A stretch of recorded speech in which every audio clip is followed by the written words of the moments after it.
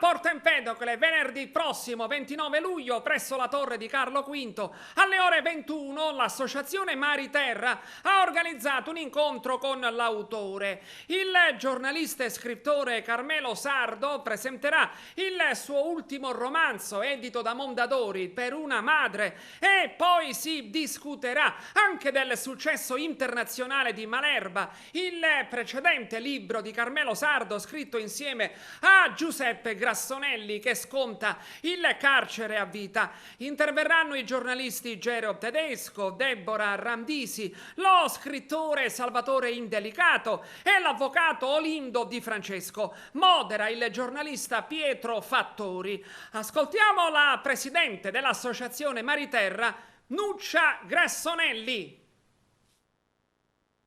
Nuccia Grassonelli, presidente dell'associazione Mari Terra. Un'altra iniziativa di intrattenimento culturale, la presentazione dei libri di Carmelo Sardo. L'ultimo, Per una madre, e il precedente, Malerba. Sì, questo evento si terrà il 29 luglio presso la Torre di Carlo V e Mari Terra questa volta si pone proprio come elemento culturale sul territorio e per il territorio, e lo fa attraverso la presentazione di questi due libri. Il primo appunto Per una madre di Carmelo Sardo, perché l'evento si definisce l'appuntamento con l'autore, nello specifico proprio Carmelo Sardo, e qui affronteremo l'ancora inesplorato mondo dei sentimenti e delle emozioni umane.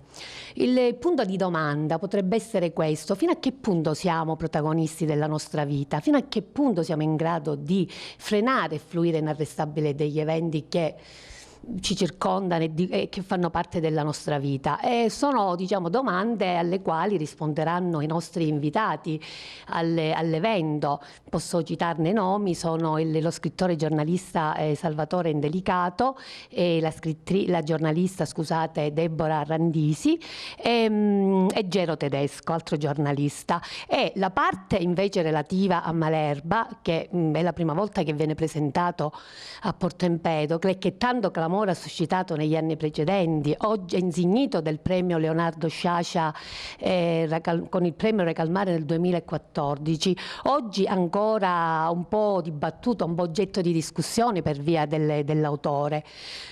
Tuttavia anche in questa seconda parte di Malerba affronteremo il tema dell'ergastolo stativo, perché non è vero che in Italia l'ergastolo non esiste. Esiste come? Esiste il principio del fine pena mai, esiste questa morte della vita, la definisco io, questa assenza della possibilità del circuito della riabilitazione, della rieducazione del reo, il quale proprio a seguito della detenzione dovrebbe essere restituito alla società.